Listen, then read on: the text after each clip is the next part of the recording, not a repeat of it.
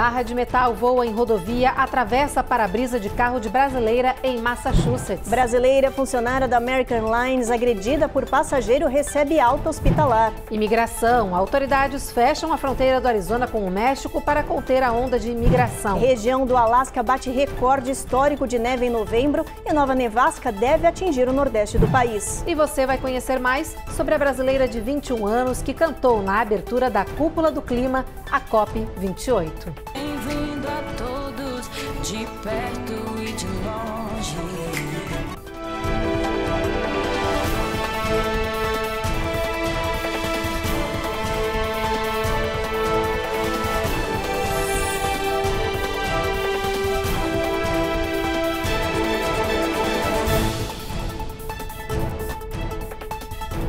Olá, boa noite. Muito boa noite. A gente abre essa edição com um recado para nossa comunidade que está em Nova York ou planeja passear por lá.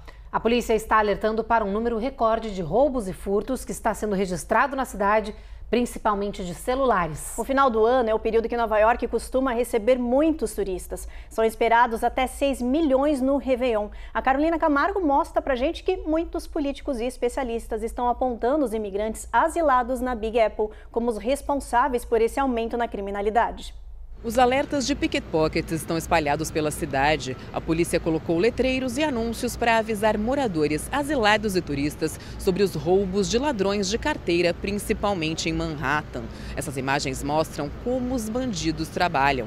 Eles agem rápido e de forma disfarçada. Para combater essa criminalidade, a polícia criou uma unidade especial com agentes que não usam uniforme e andam no meio da multidão. Na semana passada, em apenas uma noite, 13 prisões foram feitas próximas a pontos turísticos. A New York PD informou que desde o início do ano até agora, 2.200 vítimas de pickpockets já foram registradas, um recorde. A polícia dá algumas dicas. Ande com seus pertences, mochilas, carteiras ou bolsas na frente. Desconfie de qualquer um que se aproximar muito. Feche sacolas de compras. Cuidado para tirar fotos em público com o celular. Desconfie de fotos tiradas várias vezes na sua direção. Podem ser ladrões indicando que você é a próxima vítima. O jornal New York Post, políticos e alguns especialistas em segurança pública apontaram que a criminalidade recorde na cidade pode ter relação direta com o alto número de imigrantes que superlotaram a Big Apple e criaram condições propícias para roubos e furtos. Desde a primavera do ano passado, mais de 120 mil pessoas já chegaram em New York em busca de asilo. Organizações de defesa aos imigrantes criticaram as acusações sem provas. Uma das grandes preocupações dos clientes brasileiros que chegam a Nova York, quando a gente recepciona, é sem dúvida nenhuma a questão da violência urbana na cidade, uma vez que eles já estão acostumados com isso nas grandes cidades no Brasil. Mas a gente sempre destaca a questão do policiamento mais ostensivo, sempre presente da polícia, que visa aí a dirimir todas essas questões aí de ordem de segurança pública. Em Weston, no estado de Massachusetts, uma brasileira sofreu um grave acidente e precisou ser internada em um hospital da região. Segundo a polícia, Regiane Araújo, de 35 anos, dirigia o seu carro com 2 passageiros quando uma barra de metal atravessou o seu para-brisa. Um objeto de cerca de 60 centímetros de comprimento acertou em cheio a cabeça dessa brasileira. Após o choque do carro, ela ainda foi atingida por um outro veículo que vinha logo atrás. Ao chegar no hospital Lahey, em Burlington, os ferimentos eram tão graves e assustaram a equipe médica, que hoje considera a recuperação da brasileira um milagre. Regiane segue se recuperando bem, segundo informou a polícia da região. Os agentes acreditam que o metal tenha se deslocado de um caminhão e voado pela rodovia. Os investigadores ainda tentam determinar exatamente o que aconteceu e, para isso, estão analisando imagens de câmeras de segurança dessa rodovia. E no Arizona, a polícia de imigração fechou a fronteira da cidade de Lukeville com o México por tempo indeterminado. O motivo é a quantidade de imigrantes que tentam entrar nos Estados Unidos por essa passagem. Só na semana passada, o número bateu recorde. O fechamento da fronteira entrou em vigor hoje. A passagem vai permanecer suspensa para todas as pessoas por tempo indeterminado. A decisão foi adotada pelos departamentos de imigração e alfândega e proteção de fronteiras depois do alto número de indocumentados que foram registrados tentando entrar no território americano pela cidade de Lukeville, no Arizona. Só na semana de 24 de novembro a 1º de dezembro, 17 mil pessoas foram detidas nessa região pelos agentes de imigração. Esse número supera todo o movimento registrado no ano passado nessa mesma fronteira. As autoridades abriram uma investigação para descobrir por que os imigrantes escolheram esse trecho do Arizona para tentar cruzar para os Estados Unidos. Enquanto isso, o Departamento de Imigração está remodelando o processo de imigrantes na região para dar conta da alta movimentação. O estado do Texas sofreu um duro golpe em suas políticas anti-imigração. Por determinação da Justiça, as controversas boias colocadas na fronteira no Rio Grande devem ser removidas. Essa já é a terceira derrota jurídica do Texas em menos de 3 meses, quando o assunto é a proteção de fronteiras.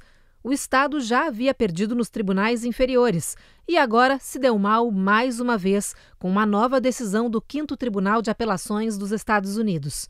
As disputas sobre as controvérsias medidas anti-imigração do estado começaram no último verão, quando o Departamento de Justiça processou o Texas pela instalação das barreiras flutuantes no Rio Grande, que já até causaram a morte de muitos imigrantes. Segundo a Casa Branca, as boias foram colocadas na fronteira sem autorização do governo federal, que detém aquele espaço de terra.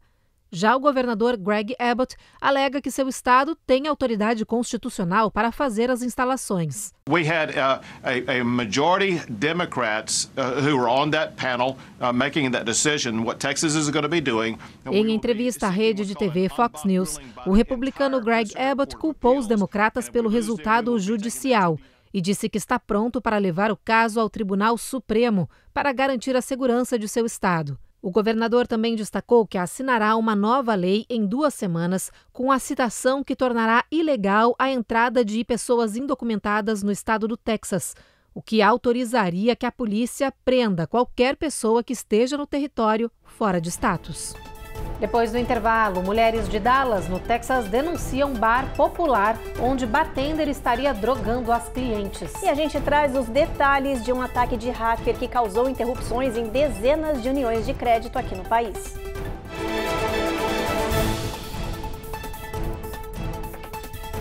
Américas no ar. Oferecimento. Reserve Ship. Melhore agora a sua qualidade de vida. TapTap Send. Envie agora um Pix para o Brasil e o melhor, sem taxa de envio. Use o código Record TV e ganhe $15 em envios mínimos de $25. Foi.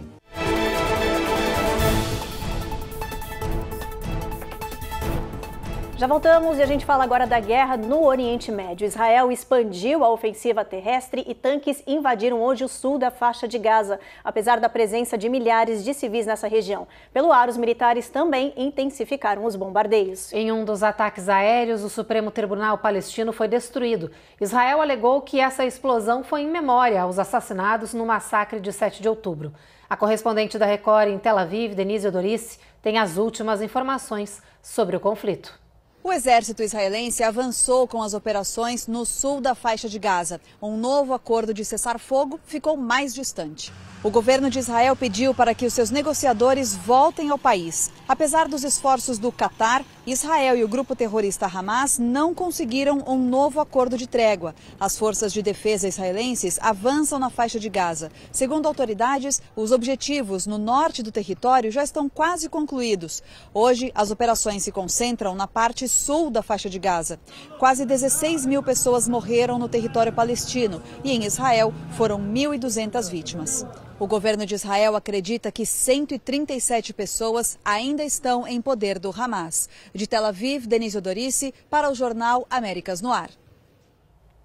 Agora tem o nosso giro de notícias que começa com uma informação importante sobre uma prisão que aconteceu na Califórnia. Foi a de um serial killer que estava assassinando pessoas em situação de rua na área de Los Angeles.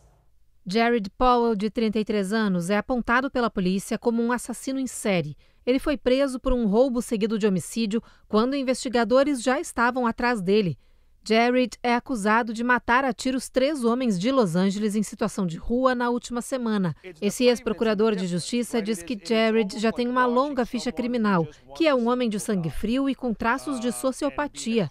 Para a polícia, a prisão do criminoso é um alívio. Em Nova York, 4 pessoas, incluindo 2 crianças, foram mortas por esfaqueamento no domingo. O caso aconteceu no bairro do Queens. A polícia foi chamada por uma jovem que pedia socorro porque seu primo estava matando toda a família. Quando os oficiais chegaram ao local, um homem de 38 anos que estava fugindo feriu 2 agentes com a mesma faca de cozinha. A dupla precisou ser internada, mas recebeu alta nesta tarde. O criminoso foi morto pela polícia no momento do ataque. No Texas, as autoridades de Dallas procuram por um homem que matou 4 pessoas a tiros neste domingo. Entre as vítimas está um bebê de 1 ano. Uma adolescente de 15 também ficou ferida no ataque e segue internada em um hospital da região em condição de saúde grave, mas estável. Investigadores revelaram à imprensa que o suspeito segue foragido, mas que acreditam que ele não representa perigo a desconhecidos. Também no Texas, 2 mulheres denunciam terem sido drogadas por um bartender deste estabelecimento de Dallas. As 2 amigas disseram à polícia que foram até o local para tomar uns drinks e bater papo, mas após o segundo copo, começaram a passar mal. Desconfiadas, elas ligaram para um amigo que as socorreu e levou para um hospital, onde testes detectaram a presença de anfetamina no sangue delas. Após denunciarem o caso, várias outras mulheres que foram vítimas do mesmo homem procuraram a polícia, que agora investiga o caso. A Administração Nacional de Cooperativas de Crédito fez um anúncio que preocupou muitas empresas aqui nos Estados Unidos às vésperas das festas de final de ano. É que cerca de 60 cooperativas de crédito foram alvo de ataques de hackers, e isso interrompeu as transações financeiras de centenas de empresas. A repórter Carla Marinho tem as informações. Bastaram alguns minutos para os hackers invadirem o sistema das 60 cooperativas e paralisarem tudo. O alvo dos cybercriminosos foi a empresa de computação Trelance, especializada em sistema de nuvem. A empresa presta serviço para a boa parte das 4.800 cooperativas de créditos existentes no país. Este tipo de instituição financeira possui mais de 130 milhões de associados. A extensão total da interrupção do sistema e o impacto nas cooperativas de crédito não foram divulgados, mas a empresa garantiu que o estrago foi apenas em um segmento de sua rede. O ataque de ransomware, no qual a empresa foi vítima, usou uma tática já conhecida pelas autoridades americanas, a da extorsão. Os criminosos instalam um vírus no sistema que bloqueia o acesso de todos e pedem resgates altos. No último ano, os Estados Unidos enfrentaram vários ataques deste tipo contra setores de infraestrutura, como hospitais, sistemas de água, oleoduto e escolas.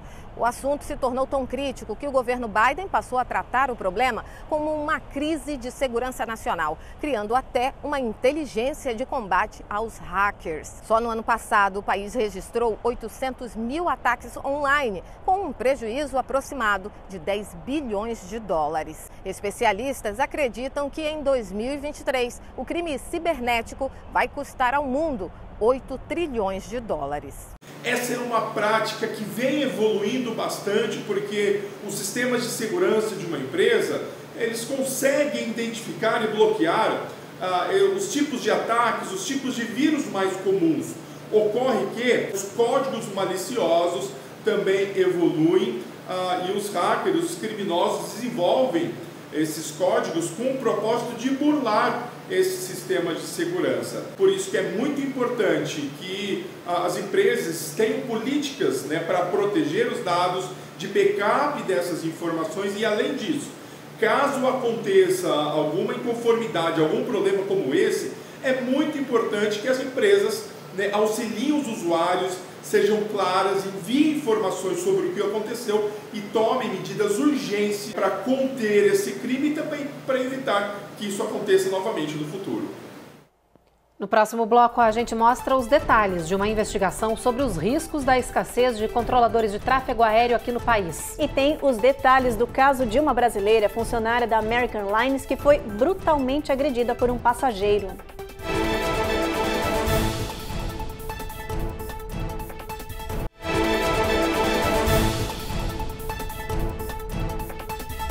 Uma investigação do The New York Times revelou detalhes da grave crise dos controladores de voo aqui nos Estados Unidos. Faltam profissionais e alguns estão trabalhando sob influência de álcool e até drogas. A reportagem é da Eloaura Zen. Um controlador de voo em Jacksonville, na Flórida, instruiu uma aeronave a fazer uma curva e a colocou na rota de outro avião. Na Califórnia, um controlador deu ordens para que o piloto baixasse sua altitude, fazendo-o voar baixo demais. Ambos os profissionais culparam suas falhas nas longas e ininterruptas horas de trabalho, algo cada vez mais recorrente nos Estados Unidos. Há pelo menos 7 reclamações de controladores dormindo em trabalho e 5 relatórios de controladores trabalhando alcoolizados ou sob efeito de drogas. Uma investigação do jornal The New York Times mostrou que a escassez de mão de obra neste setor e o baixo orçamento têm obrigado controladores a trabalhar 10 horas por dia, 6 dias por semana. O resultado disso é uma classe de trabalhadores exausta, distraída e desmotivada. De 2011 a 2022, o número de controladores certificados caiu 9%, mesmo com o aumento do tráfego aéreo. A FAA, a Administração Federal de Aviação dos Estados Unidos, estima que pelo menos 1.400 controladores, cerca de 10% da força de trabalho, deve abandonar a carreira neste ano. É uma atividade de muita responsabilidade, de alto nível de estresse. E em relação à dificuldade, de encontrar trabalhadores, encontrar profissionais nos Estados Unidos para exercerem essa função, que está na mídia atualmente, esse problema de falta de mão de obra não é exclusivo dos Estados Unidos, é um problema mundial que vem cada vez mais piorando. No Brasil, ele acontece de forma muito evidente também. Eu, por exemplo, vim transferido para Guarulhos há aproximadamente 8 anos, exatamente por causa de falta de efetivo aqui na localidade, e ainda hoje a gente tem grande falta de efetivo aqui. Principalmente no que tange a parte do tráfego aéreo civil, há 12 anos nós não temos concursos, então isso faz com que nosso efetivo seja envelhecido e que a gente tenha também esse mesmo problema que os Estados Unidos estão enfrentando agora, de falta de profissionais. Uma investigação preliminar mostrou que no último ano houve 503 falhas de controladores consideradas significativas, um aumento de 65% dos erros em comparação ao ano anterior. A FAA pediu 117 milhões de dólares para treinar e contratar 1.800 novos controladores. O problema é urgente, já que um relatório mostrou que 99% das torres de controle dos Estados Unidos sofrem com falta de mão de obra. Eu viajo com frequência e vejo com muita preocupação essa falta de controladores e a sobrecarga daqueles que estão atuando. A gente que viaja com transporte aéreo, a gente tem uma confiança de que todos os procedimentos de segurança por trás disso são cumpridos e os profissionais envolvidos eles têm um descanso adequado para fazerem essa função com a total segurança. Um controlador cansado coloca em risco a vida de centenas de passageiros ali, pelo menos, estão na mão deles também. Então, eu acredito que é um problema grave e eu me sinto inseguro em saber que essa situação permanece. Uma brasileira funcionária da American Airlines que sofreu um violento ataque durante o trabalho recebeu alta do hospital e agora se recupera em casa. Ela, que prefere ter a identidade preservada, foi agredida a socos por um passageiro que estava tendo um surto psicótico. Isso no último dia 27, no Aeroporto Internacional de Miami. Segundo um relatório da American, o passageiro Bruno Maquiavello já estava em sua poltrona no voo que seguia para Nova York quando começou a entrar em pânico, dizendo que precisava de um remédio que ele havia deixado na mala e que já havia sido despachada. Os comissários até tentaram acalmar o homem, que após ameaçar derrubar o avião foi retirado da aeronave. Na área de embarque, a brasileira se aproximou para tentar ajudar com a situação e aí foi brutalmente agredida. A brasileira, que tem mais de 60 anos, trabalha como gerente do setor de passageiros da companhia aérea e foi imediatamente hospitalizada após essa agressão. Ela teve lesões na cabeça, onde levou dezenas de pontos, e no rosto e no pescoço e na coluna também. Em um comunicado, a American Airlines disse que a polícia foi chamada e que todas as medidas possíveis foram tomadas. A companhia ainda condenou o ato de violência contra a funcionária, a quem presta todo o seu apoio. Agora olha só essa história. Um aplicativo especializado em navegação por GPS enviou motoristas por uma rota sem saída no meio do deserto de Nevada. O pior é que esse erro foi cometido diversas vezes e deixou mais de 100 motoristas perdidos num lugar inóspito sem nada por perto. Shelby Isler foi a Las Vegas de carro para ver a Fórmula 1, mas na hora de voltar para casa, na Califórnia, a viagem acabou virando um pesadelo para ela e o irmão. Ironically, we actually thought we were taking the safer route home. Ironicamente, pensamos que estávamos tomando o caminho mais seguro para casa, conta a americana. Mas este foi o lugar que o GPS levou os dois, uma rua sem saída no meio do deserto de Nevada. Dezenas de motoristas também foram jogados para essa rota. Shelby conta que o Google Maps indicou o caminho alternativo porque a I-15 estava fechada devido a uma tempestade de areia. Foram 2 horas dirigindo até o fim da estrada de terra e cascalho. Nunca tínhamos dirigido para Las Vegas antes, então nenhum de nós sabia que só a I-15 é o único caminho que você poderia ir e voltar, disse Shelby. Foi um motorista de caminhão quem avisou a todos que o caminho era errado e sem saída. Muitos carros acabaram presos e tiveram que pedir por socorro. Por sorte, o telefone ainda funcionava nesse local. O Google foi notificado, lamentou o erro e disse que já corrigiu o problema no sistema, mas alertou as pessoas que, na dúvida, evitem as rotas alternativas indicadas pelo aplicativo. Avise o Google para descobrir se esse caminho é real ou não. Depois do intervalo, Alasca registra recorde histórico de neve e autoridades alertam para mais nevascas em outras regiões. E você vai conhecer mais sobre uma brasileira de 21 anos que cantou na abertura da COP28, o encontro do clima em Dubai.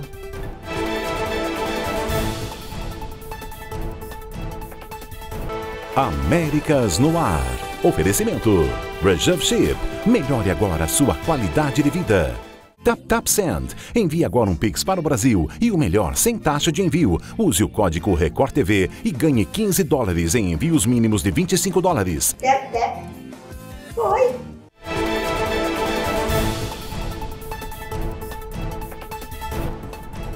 Novas regras dos Estados Unidos para baterias chinesas podem aumentar o preço de muitos produtos, como os carros elétricos. É que o governo Biden propõe reduzir subsídios chineses para veículos vendidos aqui no país.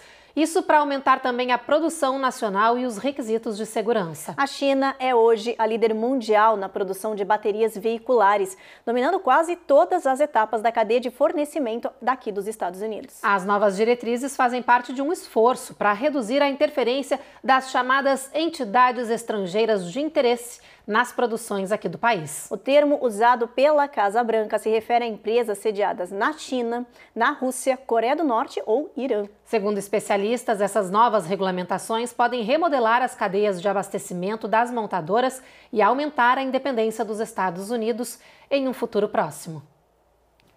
Agora a gente fala sobre o clima, porque a chegada do inverno já está mudando a cara de muitas regiões daqui do país. Pois é, olha, a cidade de Anchorage, no Alasca, por exemplo, quebrou o recorde histórico ao registrar novembro com mais neve até agora. A última vez que essa parte do Alasca viu tanta neve assim em novembro foi em 1994. Mas os dados desse último mês superaram todos os registros da região, desde que as medições começaram. Em 30 dias, foram 39,3 polegadas de neve. E não vai pensando que parou por aí. Meteorologistas esperam uma nova rodada de neve já para esta semana, mostrando que talvez dezembro supere a marca de novembro. Por isso, autoridades alertam a população para redobrar os cuidados, já que tanta neve assim tem prejudicado as condições nas estradas. Além disso, a partir de hoje, muitos distritos escolares já vão realizar as aulas de forma remota. E é preciso atenção também em regiões da Nova Inglaterra, que tem previsão de tempestade de neve à vista. Vamos aproveitar então para dar uma olhada no nosso mapa, ver se ele está mais com cara de inverno ou se ele ainda está com carinha de outono em boa parte do país. Olha só, lá em Boston a previsão é de 31 de mínima. Em Nova York e Washington o tempo continua mais ou menos parecido com o tempo encoberto. Norfolk, Charlotte e Atlanta também, nessas regiões a máxima bate 60. Na Flórida o sol também vai aparecer tímido entre nuvens amanhã com máxima de 81 em Miami. Em New Orleans Também tempo encoberto, mínima de 49. Em Brownsville, o sol nem dá as caras. Em San Antônio, a gente tem sol entre nuvens, mínima de 47, máxima de 74. El Paso, o sol vai brilhar e o dia inteiro. Mesmo assim, vai fazer friozinho, viu, gente? Mínima de 40, máxima de 68. Albuquerque, a gente tem tempo encoberto. Já na região de Fênix, sol brilhando o dia inteiro, máxima de 80 graus. Los Angeles também, o sol fica forte para essa região. A mesma coisa em Las Vegas, a máxima não passa de 71 em Las Vegas. Em São Francisco, a gente tem sol entre nuvens, mínima de 53, máxima de 62 graus. Bom, e agora a gente fala de uma americana brasileira que foi convidada para cantar com um grupo de jovens na abertura da COP28, encontro sobre o clima em Dubai, nos Emirados Árabes. Essa jovem de 21 anos representou o Brasil e os Estados Unidos. Ela está sendo apontada como um futuro sucesso no mundo da música. Esse talento todo nasceu aqui na Flórida, como nos mostra agora a repórter Cone Rocha.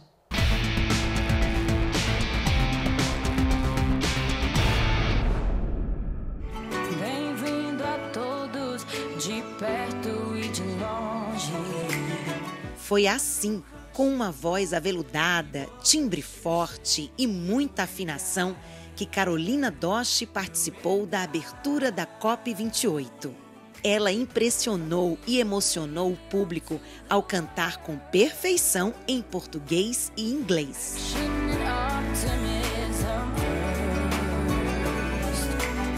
Carolina foi a única brasileira a cantar neste evento das Nações Unidas sobre as mudanças climáticas, que reúne representantes de 123 países. Mas todo esse sucesso dela não aconteceu agora. Essa americana brasileira de 21 anos, filha de brasileiros, saiu daqui da Flórida e nunca pensou que iria voar tão alto assim, rumo a Dubai. A minha experiência no COP28 foi muito legal, sendo a única americana, mas brasileira também, e representando o Brasil. Foi uma oportunidade tão grande, num evento tão grande, que eu só agradeço a Deus e meu produtor Red One por tudo. Também eu consegui cantar em frente ao vice-presidente dos Estados Unidos. Então, foi uma experiência muito, muito legal, assim. Eu fiquei muito emocionada. A história da Carolina começou aos 4 anos de idade, quando ela mostrou que tinha o dom para cantar. Foi a família que acreditou no seu talento e deu toda a força para ela correr atrás do seu sonho. Oi, gente, meu nome é Carolina Doshi, eu tenho 12 anos, eu moro nos Estados Unidos e eu nasci nos Estados Unidos. Meus pais são brasileiros e eu sempre cantei desde 4 anos de idade e minha mãe é a pessoa mais que motiva eu a cantar. A gente percebeu que a Carolina gostava da música a partir dos 3 anos, quando ela colocava aquelas roupinhas de fantasia, que ela adorava uma roupa de fantasia, acordava, já botava uma roupa de fantasia e não podia ver o microfone de brinquedo, que pegava o microfone, já começava a cantar pela casa alto e a gente ficava, nossa, ela tem uma voz muito alta, e daí eu já sentia que ela tinha uma afinação muito grande pela música, e as festas que a gente ia, ela queria se apresentar, ela queria ser o centro das atenções, e por aí foi crescendo a paixão pela música, mas a música mesmo habitava dentro dela, que dava para sentir isso. E a gente percebendo que a paixão dela pela música estava crescendo cada vez mais, claro, a gente teve que dar todo o nosso apoio e suporte até o momento. Carolina passou a mostrar a potência da sua voz, postar vídeos nas redes sociais e ganhar fama.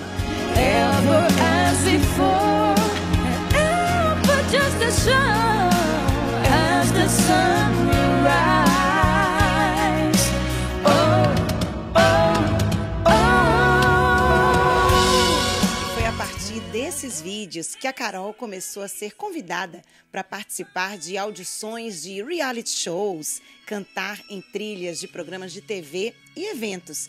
E aos 16 anos, ela foi descoberta pelo compositor e produtor musical Red One, um dos artistas mais influentes da música contemporânea, que já compôs para estrelas como Lady Gaga, Pitbull e Jennifer Lopez. A partir daí, a Carol não parou mais e agora não existem mais fronteiras para segurar essa americana brasileira que sonha em conquistar o mundo. Um dos projetos que eu estou trabalhando agora é para lançar o meu primeiro álbum em janeiro e fevereiro. Então eu estou gravando, estou cantando todo dia, estou no estúdio todo dia com meu produtor. esse é um dos projetos. Agora, meus sonhos, eu tenho muitos sonhos.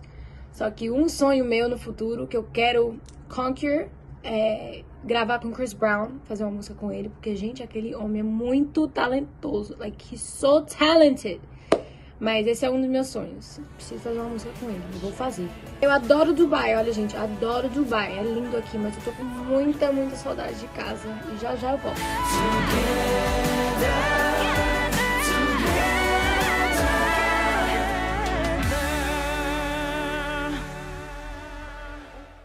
Incrível, muito talentosa. Bom, o Jornal Américas no ar dessa segunda-feira termina agora. A gente espera vocês novamente amanhã, então. Você fica agora com mais um capítulo da superprodução Jezabel. Boa noite, gente. Boa noite para vocês.